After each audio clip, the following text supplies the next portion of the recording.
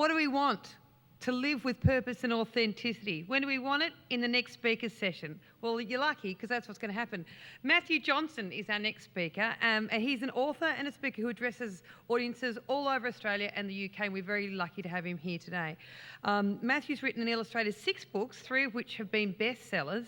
His speaking career began after the release of his second book, I Had a Black Dog. Although this book deals with his battle in overcoming depression, his talks are an inspiring odyssey of hope, resilience, the path to happiness, and what can be learnt from coming through adversity. Matthew spent 15 years as an award-winning creative in advertising, working in Sydney, San Francisco and New York, and he's combined his career of communicating simply and effectively with his life story. So basically, he's used the bad karma from being in advertising and marketing for 15 years and then turned it into good stuff by using his ability to communicate clearly and succinctly with being able to tell us about his experience with depression and share his experience which may help other people. So please welcome to teach us how to live with purpose and authenticity. No pressure, but as you all leave, you'll all just walk out and suddenly be living with purpose and authenticity. Matthew Johnstone. Thank you. Good afternoon, everyone. The title to my talk today is Mind and Its Potential to Implode. I'm going to do 2 things today. I'm combining one of my books with a project that I've done for the Black Dog Institute, where I'm the creative director. And the project was Headstrong, which was a program developed for teenagers and understanding mood disorders and how to build resilience. So I'm going to wrap up the end part of my talk with resilience. I've got a lot to talk about, so I'm going to shut up and get on with the talk. I had a black dog. Looking back, the black dog had been in and out of my life since my early 20s. Whenever he appeared, life just seemed to slow down. He could just arrive with no rhyme or reason. There was no occasion. I could go to bed happy, wake up sad. There was no reason for it. He could make me look and feel older than my years. It's hard to believe that I'm only 25. Actually, this hair colour doesn't come out of a bottle, by the way. And the thing is, I talk about sort of seeing through the world through a depressed lens, and I think, the way that I saw it was that everyone was on this trajectory, everyone was on this path, everyone was on this parade, and I was the lonely guy sort of watching the parade go by. In many ways, I was sort of going through the actions, I was doing the motions, I was sort of doing life, not living it, and I felt sort of quite isolated in that regard. I think this is one of the most important pages of the book, was that the black dog, robbed my ability to experience joy. And when you lose joy in life, you begin to question what that point of life is. And I think, if you're starting to pull away from the things that you typically enjoy or seeing friends or that sort of stuff, that's something to really take note of. He robbed my ability to remember names and to how to remember things. And my memory was really stuffed up. I felt like I had one of those little old ladies on the, in the old wire things, and she used to put the things across and she'd been drinking all day, So yeah, it really stuffed up my memory. My biggest fear was being found out. I was scared that I was emitting some sort of smoke or had been written on my forehead, that that something was wrong with me. So I invested huge amounts of energy into covering up my depression. And I worked in advertising, so it was advertising is all about being on and up and winning business and being successful and all that sort of stuff. So I put huge amounts of energy. And the thing is, you wouldn't do it if you had epilepsy. You wouldn't do it if you had heart disease. You wouldn't do it if you had a broken leg. But I invested enough energy to probably power Muswellbrook Power Station.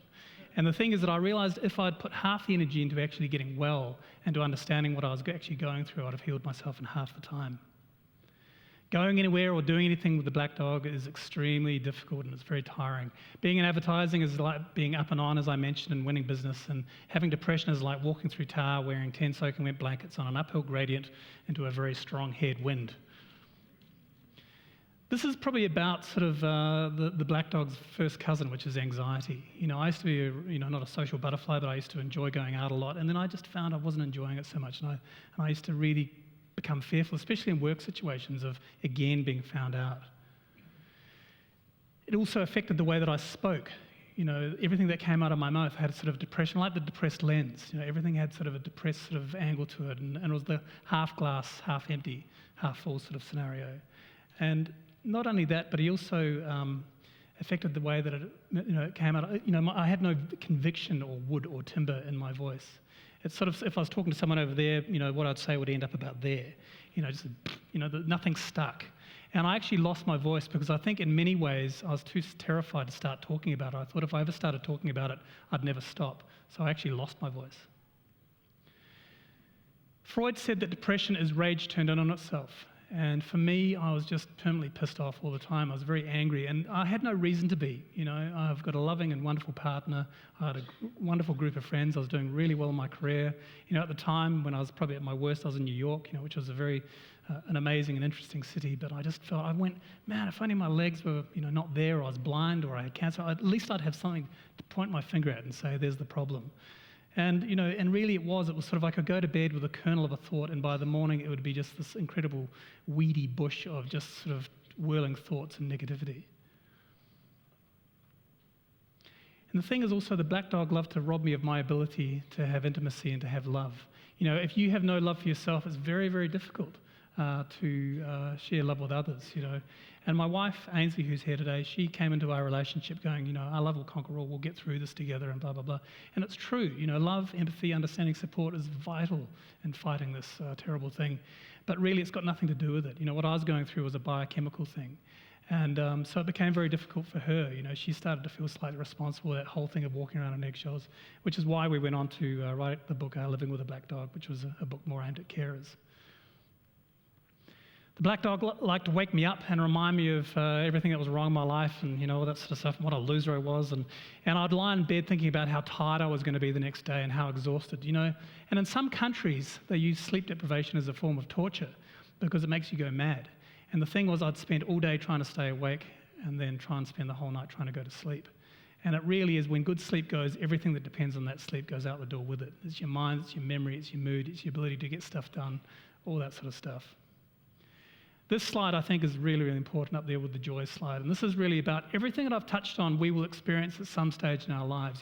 Life really is this hills and dales, of happiness and joy and disappointment and heartbreak and grief and all that sort of stuff. And they are a natural part of the human experience. But I think if you're having depression for a prolonged period of time, it's about feeling nothing at all. It's like in Harry Potter when the Dementors come in and suck that, that amazing visual of the soul come out. You just feel empty. You can see me, I can see you, but there's no visceral connection. It's just that sort of, it's a terrible feeling. As I got older, so did the black dog. And I became very desperate in trying to get rid of him. So I always found myself trolling the computer or finding out about the latest techniques and all that sort of stuff. But the thing was, when I was doing that stuff, it was too late. I was too much in it. And the thing was, he just ended up coming out on top all the time. And what I began to feel was that it was safer to stay down than being up again, because I became terrified. I felt like I was constantly walking on a trapdoor. That any moment that trapdoor would swing open again. And it would just become, I became fearful of being happy or being up. So it just became easier to stay down. So instead of doing something good about it, I self-medicated.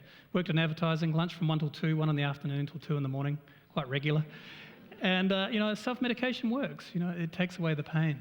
But the problem is, if you have a mood disorder, if you have a susceptibility to depression, anxiety, or bipolar, it's only going to make things worse. I had a massive asthma attack when I was about 21, and I actually died outside a hospital.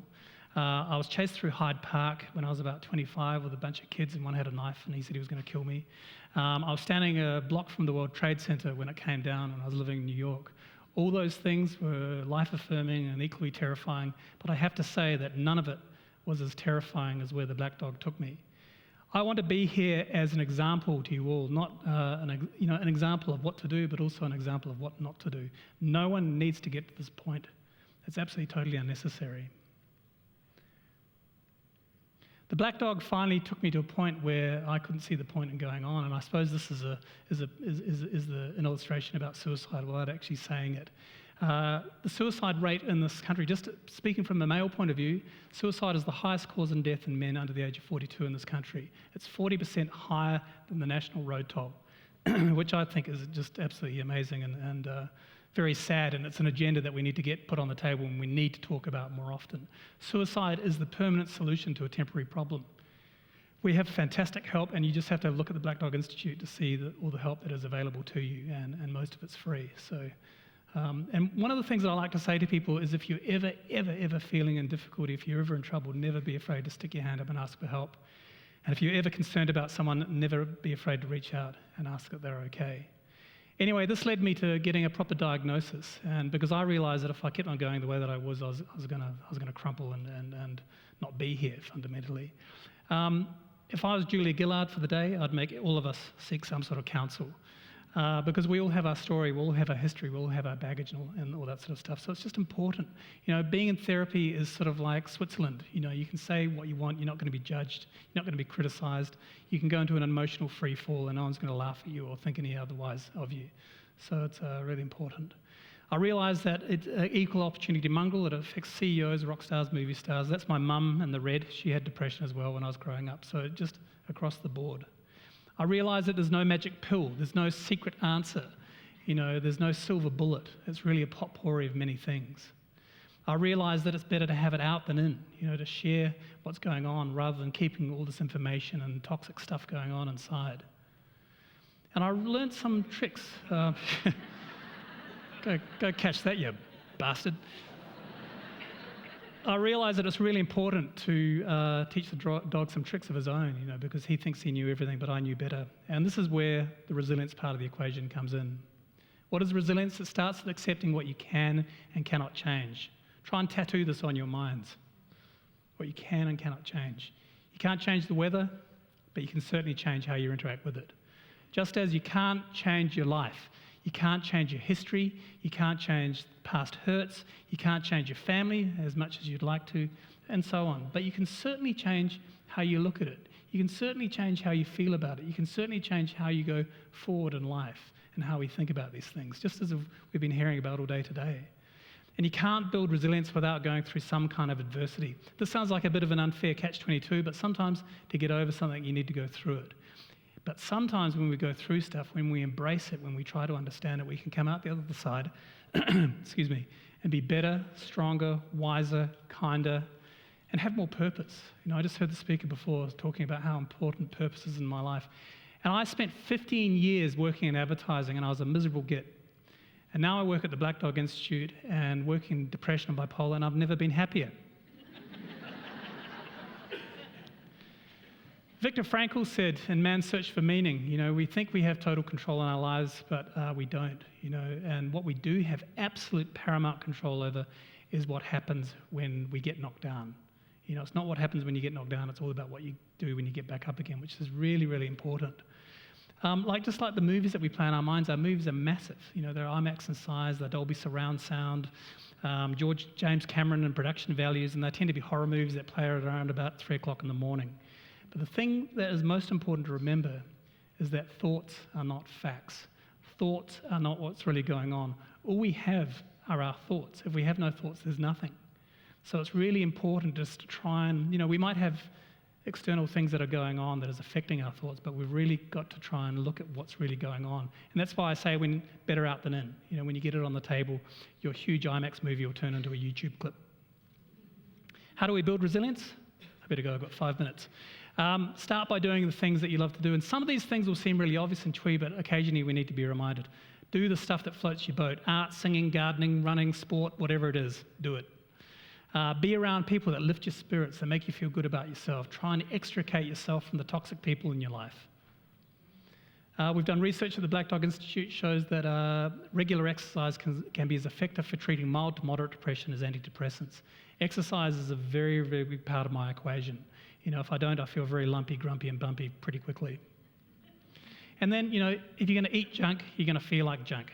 It's really that simple. Really look at what you're eating. Maybe see if you've got food allergies, because that can really affect the way that we feel. Yoga has been around for 1,000 years because people think that our brains and our bodies are two separate entities, but really we're connected. And when we have a relaxed body, we have a relaxed mind.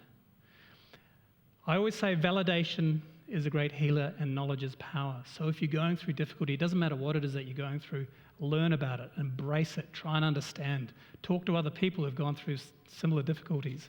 And then also knowledge is power, just sort of all that sort of stuff. Read other people's experiences and also read to be enlightened, to be inspired, to lift your spirits. Write your own book. You don't need to get it published, but get your own story down. We carry these terrible tombs of woe in our heads, and when we get them on paper, it can lighten our load. Also, write down things you've got to be grateful for. Keep a mood journal, all those sorts of things. Sing your guts out. Who saw the Choir of Hard Knocks? Fantastic. Just such an incredible demonstration of the power of music. Go and see live music. Create a mantra that you know to be true, that you can believe in.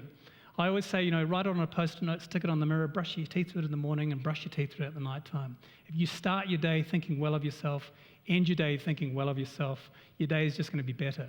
And like Mrs. Marsh said when she dipped the old chalk into the ink, it does get in. And then plan ahead for fun things to do.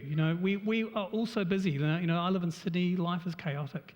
I've just been through Mental Health Month, and I've got to tell you, it was mental.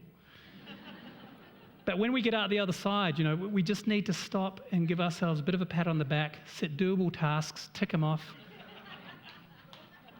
and then give yourself a bit of a pat on the back. Really stop and embrace the moment. Like, I've just finished a book recently on meditation. It's an illustrated book on meditation, and really I've been so busy in the last month, I haven't really had a breather to stop and say, wow, I did something. I'm really pleased with that, and we need to practice that more. Then if you do go through difficulty, if you do have adversity in your life, and if you've come out the other side, if you're better for it, if you're wiser, if you're kinder, and have all that sort of purpose and stuff, please recycle it. One of the greatest ways that we can build on our own resilience and our own happiness, for that matter, is by helping others. It's really that simple. And I'm sure that's why a lot of us are here today, is so that we can recycle what we've learned and go out there and tell others and help others. It's really so important. And it sounds obvious, but always try to appreciate the small things. And this came from, what's his name, John Kirwan, who was the All Black captain. And he had terrible depression. And he said it was only when he started to appreciate the small things. And this is really about being in the moment. The smell and the taste of a cup of coffee, the sun on your face, the shower on your back, the joy of a child, the unconditional love of a pet. I actually met a psychiatrist in Adelaide who prescribed a dog before he prescribed antidepressants. The simple act of stroking a dog or a cat lowers our heart rate, releases that dopamine, and all that sort of stuff, gives you exercise. Also, just being in nature, whatever it is that we're going through, it's really that simple. Stop and smell the roses. I hate that cliche, but it's really important to stop and think about it.